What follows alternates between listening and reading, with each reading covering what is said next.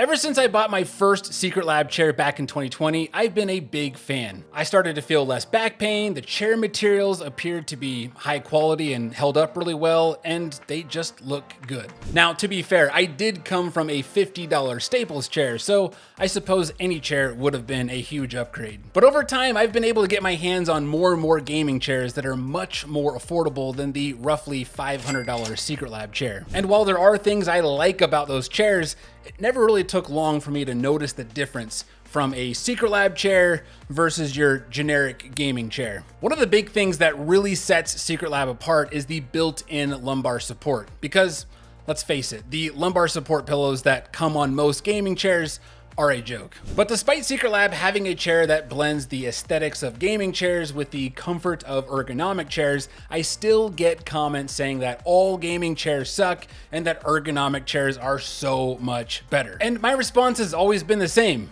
They should be, because they are generally 2 to 3 times more expensive. For example, the Embody chair from Herman Miller, the one that I see everybody raving about, that thing costs over $2,000. That's more than 4 times the cost of my 2020 Titan chair from Secretlab. Now, cost aside, I still really wanted to try a true ergonomic chair that doesn't require a mortgage payment to sit on. So for the last 2 months, I've been sitting on an X-Chair, specifically the Flex Mesh Task model, which currently is selling for about $790. Yes, that's still a lot of money for a chair, but it's also not the crazy high price that other ergonomic chairs are selling for. So I thought it would be a better chair to compare with the Secretlab chair that I've been enjoying for so long. Before I get into the annoying aspects of this chair, I can tell you right now that this X-Chair is a more supportive chair than what Secretlab offers. The lumbar support is much stronger, and I think the mesh design is what makes this all work so well. It almost feels like the mesh is catching you as your body falls into it and immediately just molds to your body while still holding its form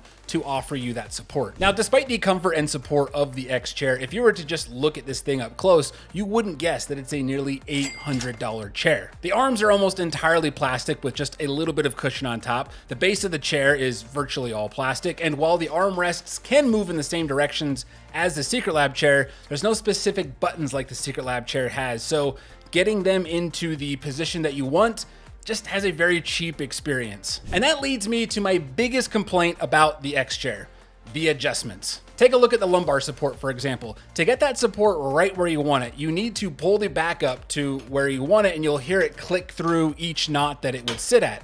The problem is if you go past the final notch, it has to fall all the way to the bottom before it can go back up again. And let's say you get it locked in at a position, but you want to lower it just a tad. You can't just click it one position down. You have to pull it all the way back to the top, let it fall, and then slowly, move it back up. And this is how the armrests work as well. You got to move it all the way up before it goes back down, and then you kind of notch it back in place. So it's annoying. That said, once you do get everything in a position you like, it's a very comfortable chair, and I would say if you are comparing the two based entirely off comfort and support, the X-Chair is going to come out on top. It is nearly $300 more than the Secretlab chair, but if back pain really is a major concern for you, then that extra jump probably will be worth it. There is, however, one thing to consider, and that is how much you play PC games in this chair. The one thing I've really liked about Secretlab chairs is how flat they keep their armrests. So if you're a mouse and keyboard player, you can get your armrests lined up perfectly with your desk,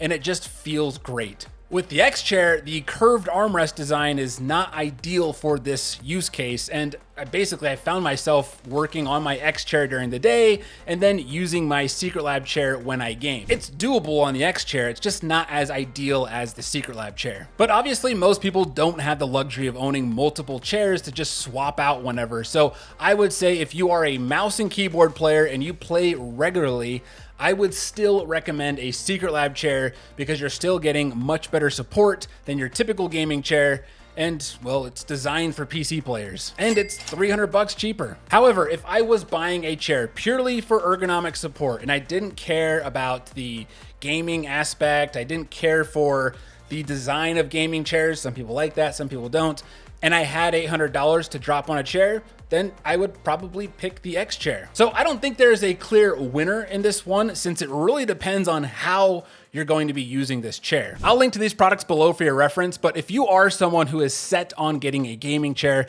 check out my latest roundup where I compare and recommend several gaming chairs at different price points. Enjoy.